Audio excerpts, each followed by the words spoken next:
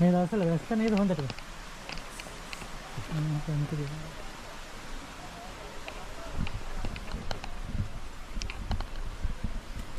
ඉතින් අපි දැන් ඇවිල්ලා තින්නේ කන්නේලිය පිවිසුමට. ඉතින් කන්නේලිය පිවිසුමේ තමයි මේ වෙලාවේ ඉන්නේ. ඉතින් අති සංවේදී පරිසර පද්ධතියක් ජෛව ගොල රක්ෂිතයක් වෙන කන්නේලියට ඇතුල් වෙන්න තමයි සූදානම් වෙන්නේ. ඉතින් නම් අපිත් එක්ක හැමදෙනාම යමු.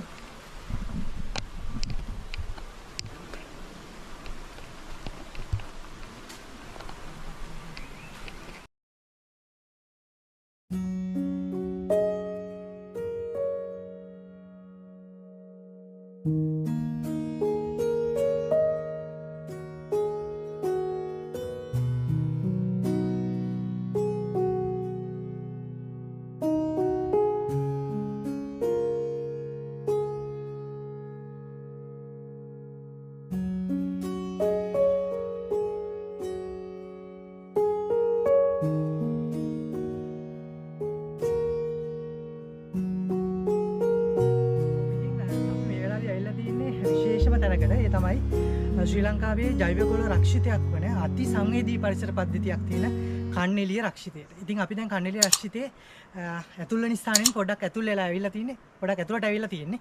ඉතින් අපි මේ පිළිබඳව විස්තර දැන කියා ගන්න අපිට මාර්ගෝපදේශනයේ සපේන අක්කා තමයි මේ ඉන්නේ. ඉතින් අපි දැන කියා ගමු කන්නේලිය පිළිබඳ විස්තර මොනවද කියලා. මම මල්ලිකා වසන්ති. මේ කන්නේලිය කියන්නේ මේ හෙක්ටයාර් 10139ක රක්ෂිතයක් අක්කර 26000ක කැලයක්. කන්නේලියත් දෙදියගලත් නාකියාදිනියත් කියන තුන්කුම් රක්ෂිතයක්.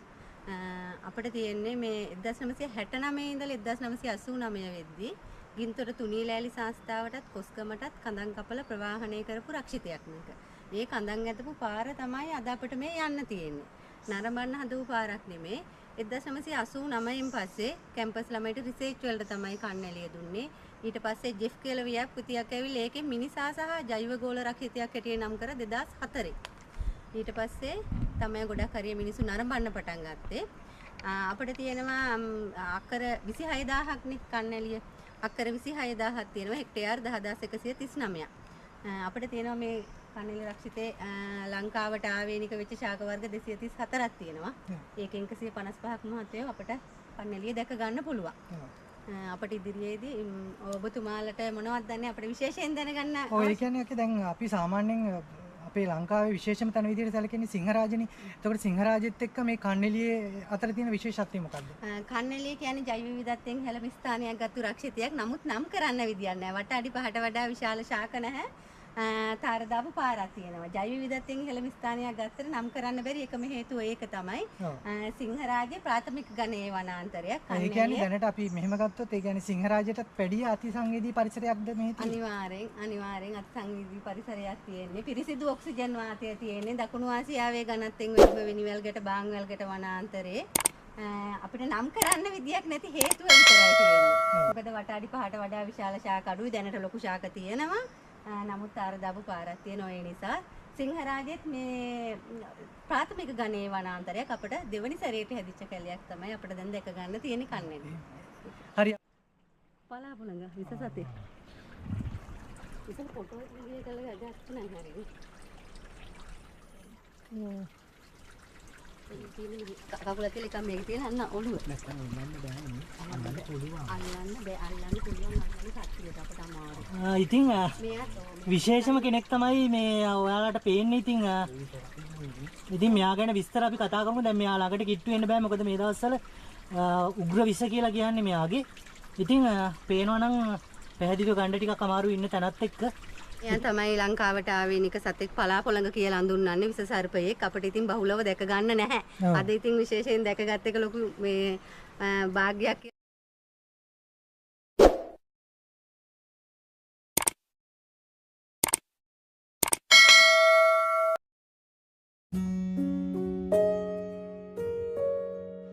දැන් අපි තව විශේෂණයක් තමයි ඉන්නේ ඇවිල්ලා. අපිට මොකද මේ තැන? මෙතෙන්ට කියන්නේ අපි ගල්පොත්ත 12 කියලා හඳුන්වන්නේ. ගල්පොත්ත 12 කියන්නේ කන්නැලියක් දෙදිය ගලක් නාකියාදෙනියක් කියන තුන්කොන් වනබිමකට මේ අද අපි ඇවිල්ලා තියෙන්නේ. ඒකෙන් අපිට මේ දොලේ වතුර මේ පැත්තෙන් ගින්ගඟ පෝෂණය කරනවා. කන්නැලිය වතුරත් නාකියාදෙනිය වතුරත් මේක එහා පැත්තෙන් දෙදිය ගලට බහින්නේ. දෙදිය ගල වතුර මාතර කියන්නේ මාතර නිල් වලාංගකට. ඒ නිසා ඒ පැත්තෙන් නිල් වලාංගකට පෝෂණය කරනවා. ඒ නිසා අපිට මෙතන විශේෂ ස්ථානයක් මොකද ඇල කියන්නේ මිනිසා විසින් නිර්මාණය කරපු එක. දොල කියන්නේ ස්වභාවිකවම ගලකට බැහැ යන එක. එතකොට අපි මේ රක්ෂිත ඒ හැදිලා තියෙන්නේ කොටස් තුනක එකතුවක් විදිහට. කොටස් තුනක එකතුවක්. කන්නැලිය, දෙදියගල, නාකියාදෙනිය කියන තුන්කොන් වනබිම. තුන්කොන් වනබිමක් විදිහට තමයි කන්නැලිය හඳුන්වන්නේ. උල්පත් වතුර දැන් මේ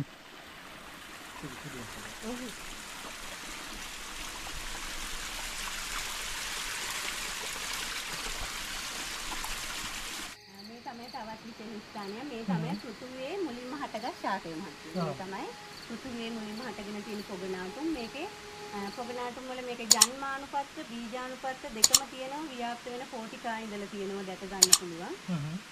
පොගනාටුම් කියලා තමයි හඳුන්වන්නේ. එතකොට දැන් මේකේ සාමාන්‍යයෙන් මේ උපරිම දියසීරාව තියෙන තැන්වලදී සාමාන්‍යයෙන් හැදෙන්නේ. පොඩක් හරිය දියසීරාව තියෙනවා. මේක පොඩ්ඩක් වේලෙන ගතිය ආවොතින් පොඩ්ඩක් අඩු වෙනවා. ව්‍යාප්ත වෙන්නේ මේ කෝටිකාවලින්. වැස්ස කාලේට ව්‍යාප්ත වෙනවා වැඩි. ඒ කියන්නේ මේක මේ ඉක්මනින් මේ වතුර පිරීලා මේ වෙන නිසා ඉක්මනින් ව්‍යාප්ත වෙනවා. එතකොට ලොකුවට පසුබිමේ හැදෙනවා. එතකොට ලස්සනයි.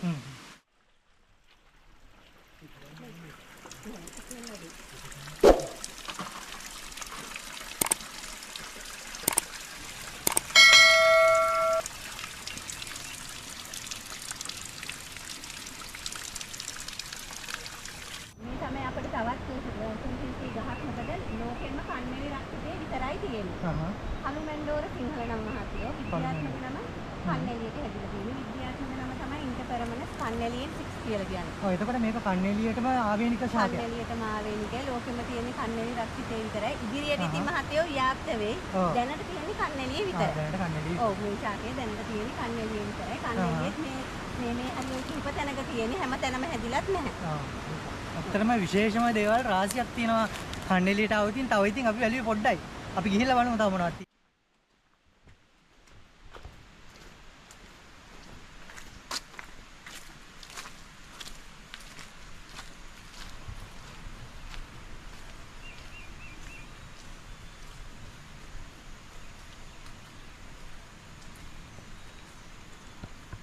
මේ තමයි මේ බාඳුරා කියලා කියන්නේ. බාඳුරා මේ කොලේ කොනෙන් එන කෙන්ඩියක් පමණයි.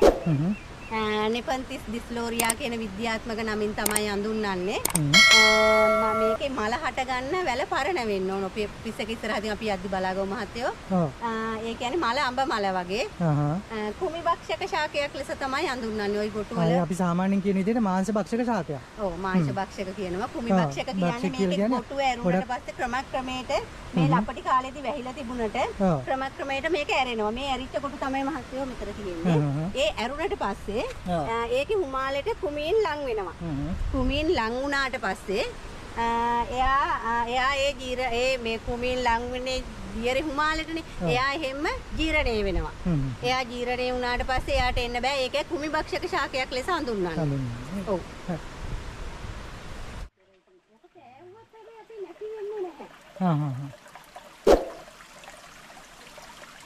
මේ දිගටම වතුර ඒ විදිහටම තියෙනවා නේද? පායන කාලේ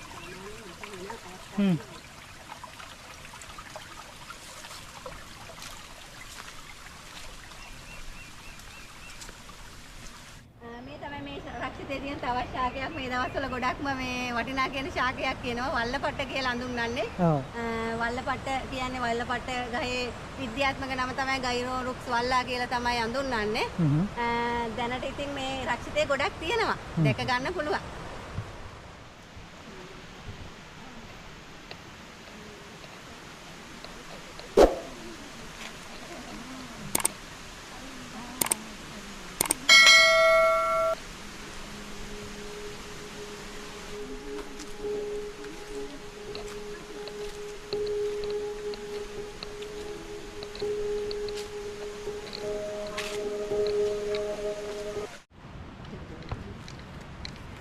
තමයි අපේ තවත් මෙතන අපි පොඩ්ඩක් බලමු පොඩ්ඩක් ඉස්සරහට ඉන්න. මෙන්න මේ පෙන්වන ශාකේ. මේ ශාකය තමයි සෙලගිනල්ල කියලා හඳුන්වන්නේ පෘථුවියේ දෙවණියට හටගත් ශාකය. ආ. සෙලගිනල්ල. අපිට තවත් තියෙනවා මීමන ශාකයක්. මීමන ශාකය ගිනි මටාර කියනවා, ගිනි හොට කියනවා. මීමන ශාක වලට අයත් වන්නේ ලංකාවට ආවේනික වෙච්ච මීමන ශාක වර්ග 314ක් තියෙනවා. 14න් 78ක්ම අපේ කන්නැලිය දැක ගන්න පුළුවන්. පෘථුවියේ උස ශාකයක් හැටියට මුලින්ම හටගත් ශාකය. මේ මීමන ශාකය. මේ මීමන ශාකය. ගිනි වටාර කියනවා, ගිනි හොට කියනවා. ඔව්.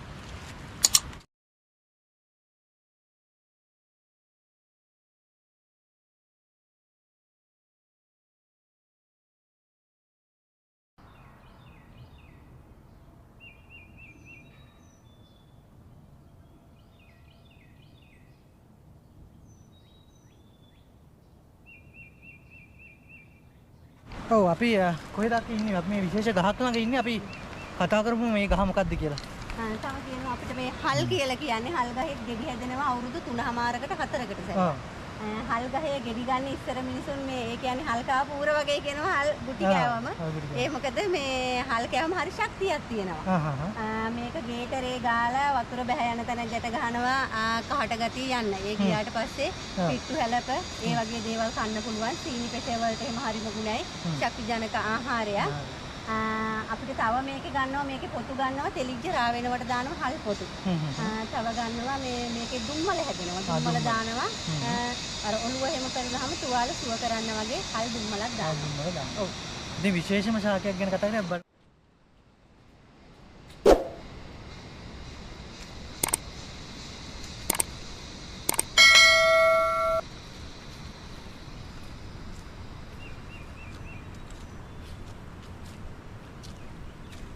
තමයි මස් බඹර වැලක්. හරි හයිය ඉතින් ශක්තිජනක වැල් මේව තමයි මේවෙන් තමයි ඉස්සර මිනිස්සු වඩිච්චි බඳලා ගෙවල් එහෙම හදාගෙන ජීවත් වෙලා තියෙන මේ වගේ වැල් උපයෝගී කරගෙන. ඒ නිසා හරි වටිනවා ඉතින්. වටිනවා.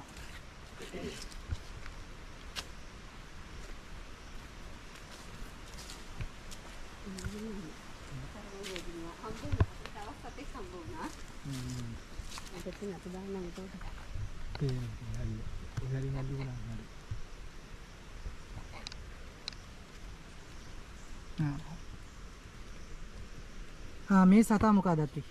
මේ තමයි කරමල් බෝධිලිමානොත් ගැටහොඹු කටුස්සා කියලා හඳුන්වන්නේ.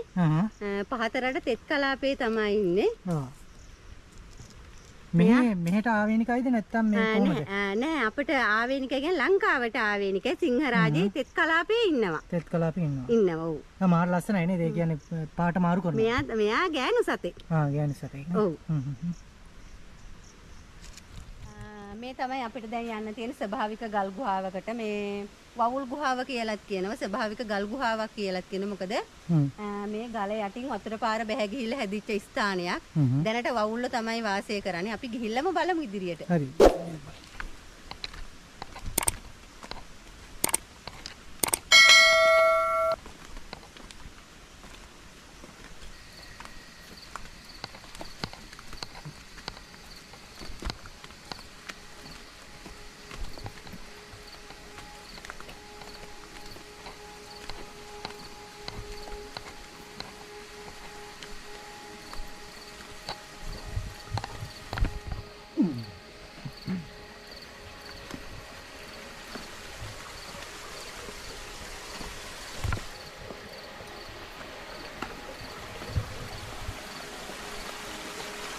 බලාගෙන බහින්න ඔය ස්ක්‍රීන් එක පොඩ්ඩක් කලවරයි අඩඳුරේ යන්න තියෙන ඔළුව පොඩ්ඩක් පාත් කරගෙන එහා පැත්තෙන් අපි යමු බලන්න වවුල්ලොත් බලාගෙන ඔව් නේද පොඩ්ඩක් මේනකට වතුරක් තියෙනවා අපිට ටිකක් ඇස්සත් එක්ක අපි පොඩ්ඩක් ඇවිදින්න තියෙන වතුරේ ඉතින් අපි යමු කට්ටිය එතකොට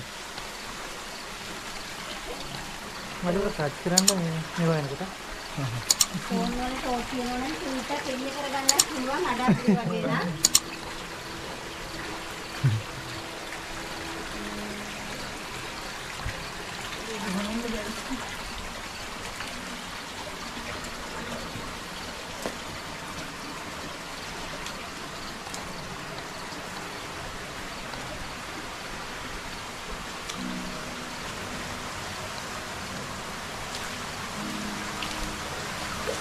ඔව් අපි ඉන්නේ දැන් වවුල් ගුහාව ඇතුලේ.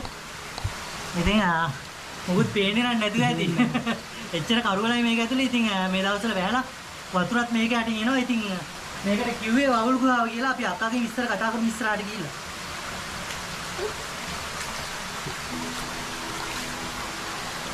ඒක මාර ගමනක්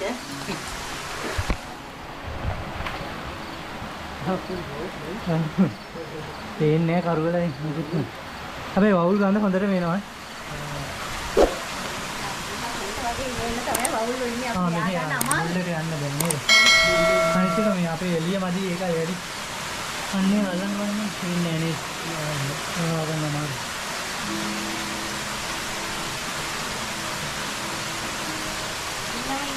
ඉන්න.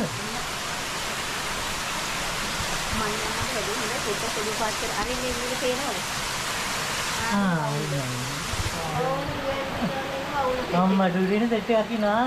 අන්න වෙන්නේ. රයිට් ඇත්තටම මේ අම්මා එන පොදියක් ඉන්නවා. ඒ වුණාට මේක ක්ලියර් නැතුව ඇති මේ.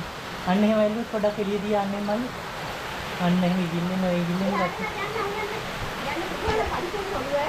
හරි. අස්සට යම්බන්.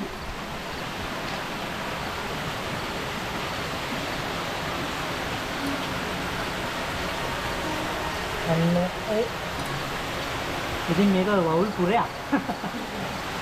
කරුවල වැඩි ඉන්න හරියට පැහැදිලි නැහැ. ඉතින් අපි යමු ඉස්සරහට. මේකත් බලාගෙන.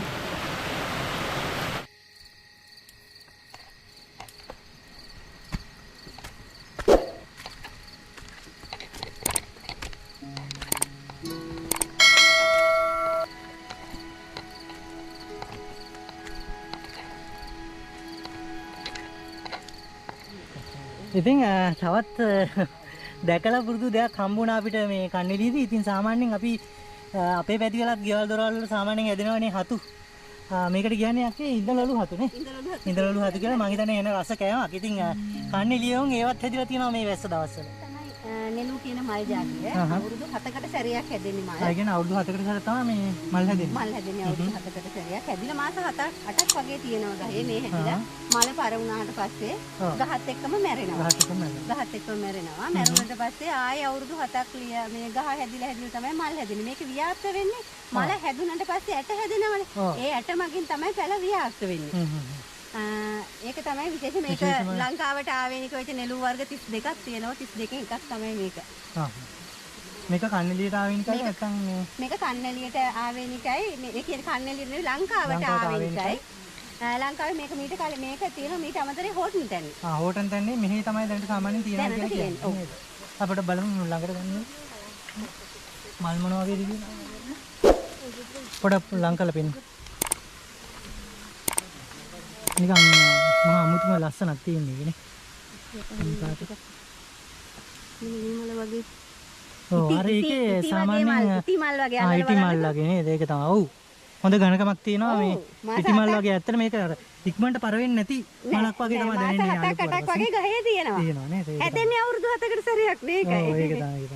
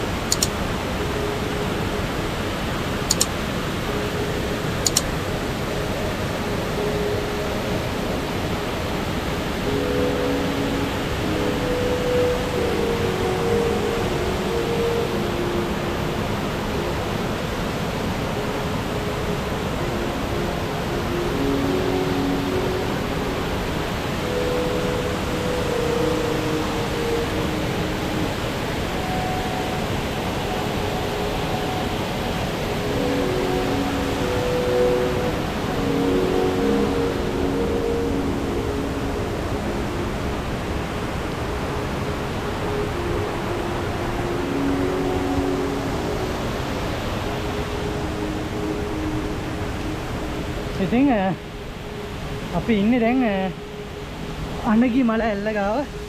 ඉතින් අපි පහළට බයමු. ඇල්ල තව හොඳට බලන්න පුළුවන් අපිට පල්ලෙහාදී. ඉතින් කන්නේලි රක්ෂිතේ ඊටාම ලස්සන තැනක් තමයි අනගි මල ඇල්ල කියලා කියන්නේ. ඉතින් යාළුවොත් ඉන්නවා වගේ.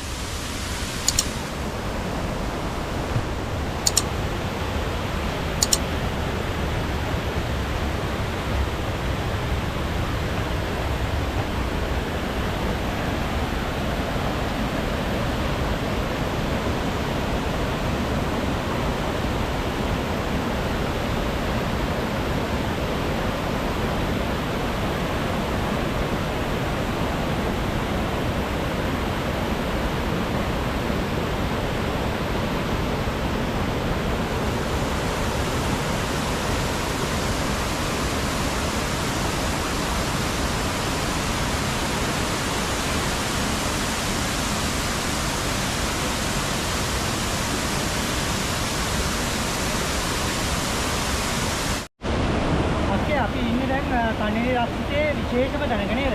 අපි මේ ඇල්ල ගැන පොඩ්ඩක් ඉස්සෙල් සඳහන් කරමු. ඇල්ල කියන්නේ අනගිමල ඇල්ල.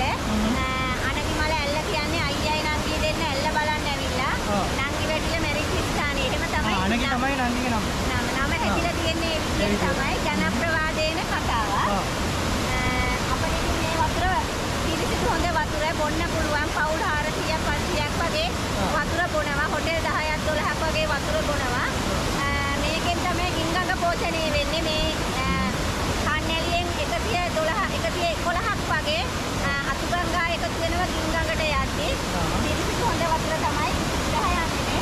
ඔය කියන්නේ හොඳම උල්පත් වතුර අපිට දැන් උනත් බොන්න පුළුවන් කිසි අවුලක් නැහැ. හොඳ වතුර අපිට දැන් වතුර තමයි තියෙන්නේ. ලංකාවේ සාමාන්‍ය ස්වභාවික වතුර ගොඩක් නැංගට දකින්න නැහැනේ. දැන් අපිට බොන්න පුළුවන් වතුර විදියට හොඳටම ස්වභාවික හොඳම වතුර තමයි මේ තියෙන්නේ. මේ කන්නේලි රක්ෂිතය.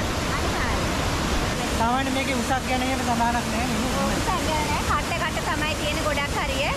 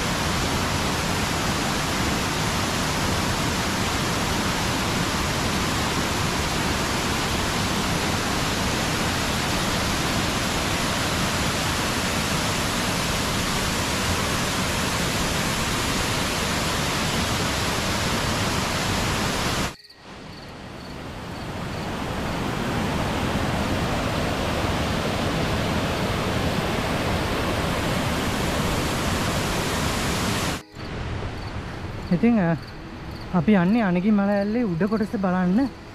ඉතින් මේ වගේ පාරක යන්න තියෙන්නේ. ඉතින් සාමාන්‍යයෙන් මේක රක්ෂිතයක් නේ. ඒ නිසා ගස් කොළන් වැටිලා ඒවා එහෙම තියෙනවා. ඉතින් පාර ටිකක් දුෂ්කරයි. ගමනක් ටිකක් දුෂ්කරයි. හැබැයි ගමන හරිම වටිනවා. කොච්චර දුෂ්කර වුණා. ඉතින් ටික මහන්සි.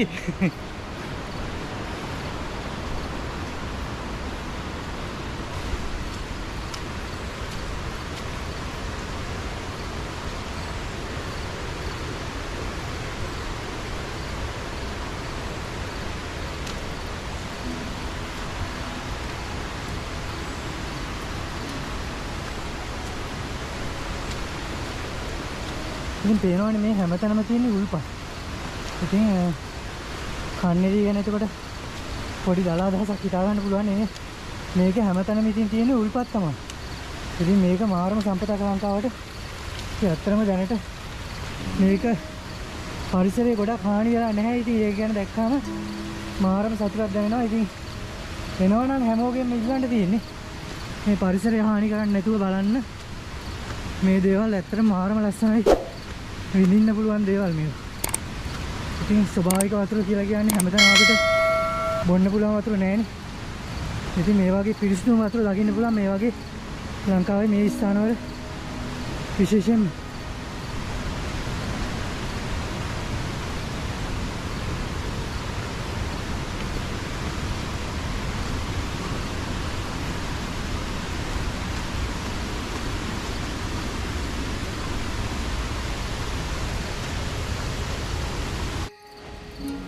අම්මෝ ඉතින් මේක නම් පිස්සුවක් තමයි ඈ මේ අනගි මල ඇල්ලේ උඩ කොටස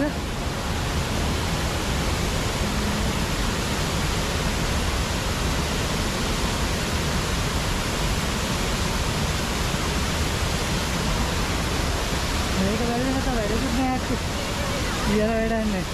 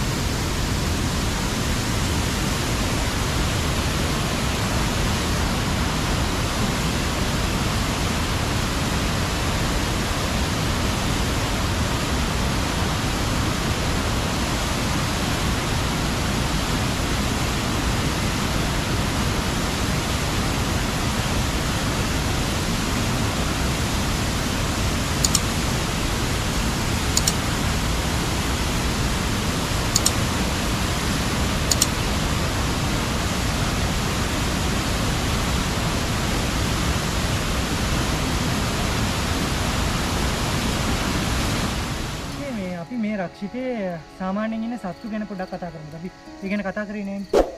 අපි මෙහි ඉන්නවා මේ ගැලි පොළඟ ඇරුණුකොට සර්පයෙන්ගෙන් අනිත් සියලුම සර්පයෝ ඉන්නවා. තව ඉන්නවා ඌරා, ඉත්තෑවා, ගෝනා, මීමින්න, හඳුන් දිවිය, කැබෙල්ලෑවා. ඒ වගේ සතු තමයි ගොඩක් හරියන්නේ. තව ඉතින් සමනැල්ලු, සංචාරක සමනැල්ලු ඉන්නවා. තව ගෙම්බෝ වර්ග ඉන්නවා, බත්තුරෝ වර්ග ඉන්නවා. සෑහෙන ඉතින් දුර්ලභ මාළු වර්ග ඉන්නවා. ওই පතිරණ සාලේ මේ පැත්තේ ඔපාත වැත්තට වෙන්න දැක ගන්න පුළුවන්. බුලත් අපේ මාළු වර්ග උනත් ගොඩක් ඉන්නවා. ඔය කියන්නේ ලංකාවට ආවේනික දේ සත්තු ගොඩක් ඉන්නවා ඒ කියන්නේ. ඒත් එක්කම විශේෂයෙන් ගත්තාම මම හිතන්නේ මේ සර්පයි විශේෂ ගොඩක් ඉන්නවනේ. ගොඩක් ඉන්නවා. වැලි පොළඟ ඇරුණු කොට අනිත් සියලුම සත්ත්වෝ. ඔව් සාමාන්‍ය වැලි පොළඟ කියන්නේ උග්‍ර විස සතෙක්. වැලි පොළඟ ඉන්නේ වියලි කලාපේ. අපි මේ පහතරට තෙත් සදාහරිත වැසි වනාන්තරය. අපිට වැලි පොළඟ මේකේ නෑ. අපිට වැලි පොළඟ දැක. දැන් මෙහි සාමාන්‍යයෙන් උග්‍ර විස සතෙක් විදිහට අපි සාමාන්‍ය සර්පෙක් විදිහට අපිට නයා, ওই පලා පොළඟ, කුණ කටුව, ඒ වගේ සතු තමයි. ඔව් අපි අර මුලින් දැක්කේ පලා පොළඟ නේ. පලා පොළඟ අපි මුලින් දැක්කේ. ඔව්.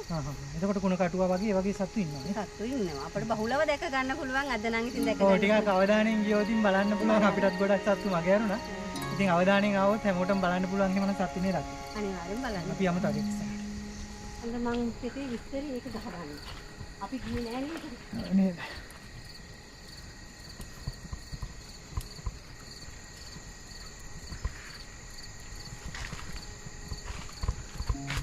ඉතින් රක්ෂිතය ඇතුලේ තව යන්න තියෙන තැනක් තමයි කබ්බලේ කන්ද කියන්නේ. දැන් ඒක පිළිබඳ විස්තර තමයි මෙන්න මෙතන සඳහන් වෙලා තියෙන්නේ.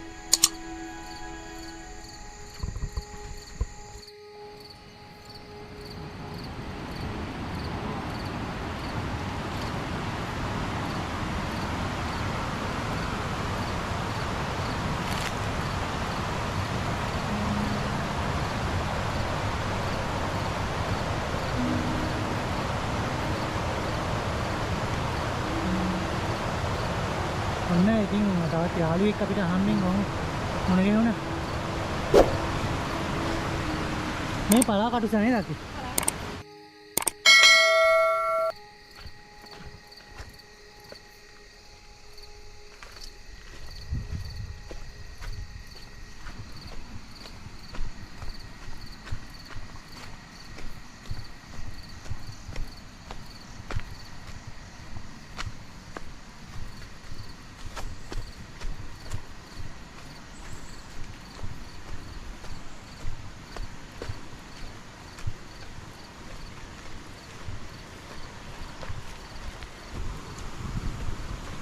අම්මෝ ඒ වතුර ටික මාර ලස්සනයි. හා.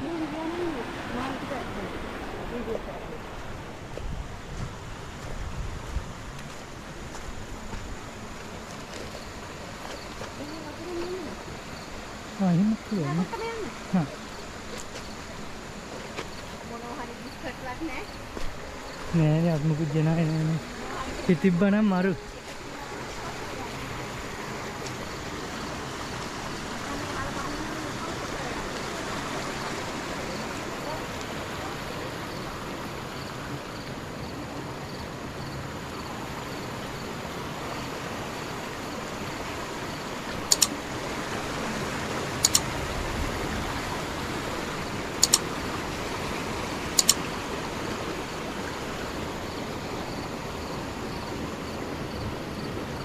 ඉතින් පේනවා නේද මාළු මේ අපේ ලංකාවට ආවේනික මාළු වර්ග. ඉතින් මාරම ලස්සනයි. වතුර ටික දැක්කට පස්සේ හිතා ගන්න පුළුවන් නේද කොච්චර පිරිසිදු වතුරද කියලා.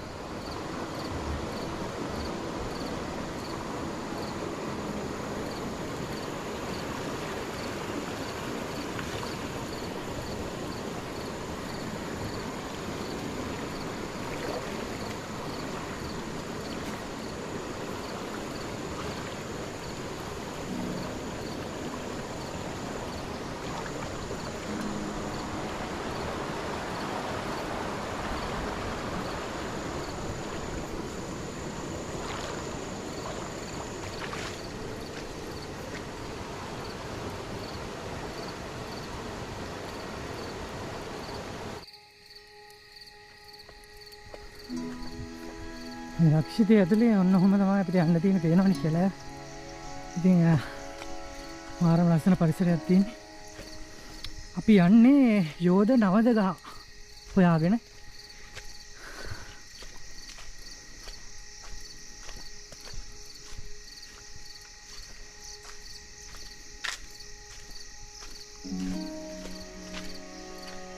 ඉතින් දැන් වෙලාවත් සාමාන්‍යයෙන් 3ට කිට්ටු වෙනවා වගේ වෙනවා. ඉතින්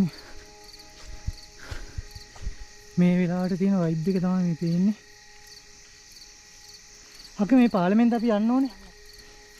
ඔව් අපිට මාරම පාලමක් තියෙන බලමු මේක වෙනම අත්දැකීමක් වෙනවා. ලෑලි පාලම.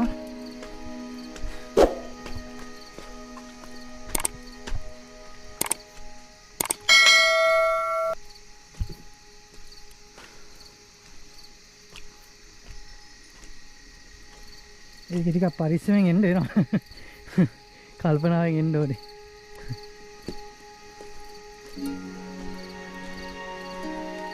අපි ගොඩහට නම් ආවා.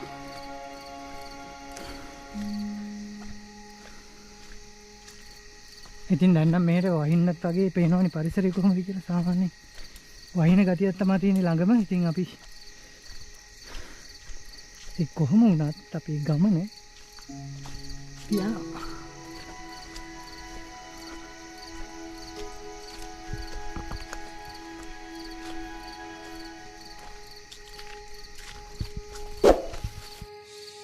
ඔව් එතකොට අපිට පොඩ්ඩක් කියන්නකෝ අපේ එන අයට කන්නේලි ගැන මොකද කියන්න තියෙන්නේ.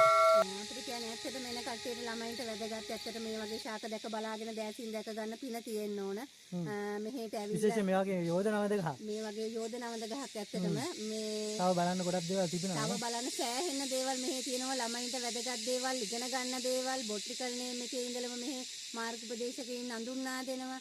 ඒ නිසා මේ දේවල් දැක බලාගෙන දැසින් දැකගෙන සියලුම ඒ කියන්නේ හැමදාම ඉතින් සත්තු වරහෙන එක තැනක නැහැ. සත්තු වරහෙන ඉන්නවා. ඒ කියන්නේ හැමදාම එක තැනක නැහැ. ඒ නිසා ඔය සියලුම ඔය දැන් අපිට මේ විශේෂ සද්ද නේද අපිට ඇහෙන්නේ. ඇහෙනවා විශේෂ රැහැයන්ගේ සද්දත් ඇහෙනවා. ඒ නිසා අපිට සෑහෙන වැදගත් ඉතින් මේ දේවල් අපිට මේ කියන්නේ වැසි වනාන්තරයක් වුණාට අපිට අවශ්‍ය වෙලාවට උපරිමයෙන්ම සහයෝගය දක්වනවා සබාදහමෙන්. ඔව් අද අපිට ඇත්තටම වැස්සේ නෑ. අපි දැන් මේ වැඩ කටයුතු ඉවර කරගන්න ගොනුත් අපිට වැස්ස ඉතින් බාධාවක් නැතුව අපිට මේ වැඩ කරගන්න හැකියාව ලැබුණා. ඉතින් ගොඩක් ස්තුතිවන්ත වෙනවා අද අපේ මාර්ගෝපදේශනය කරේ මල්ලිකා අක්කා. මල්ලිකා අක්කාටත් ගොඩක් ස්තුතියි කියන ගමන් අද දවසේදී යමන් කොහේ හරි මම කන්නේලි රක්ෂිතයේ මේ වීඩියෝ එකෙන් සමුගන්න තමයි සූදානම් වෙන්නේ. එහෙමනම් තව දවසකදී තව ස්ථානයකදී හමු වෙන බලාපොරොත්තු වෙමින් සමුගන්නවා. සුබ දවසක් හැමෝටම.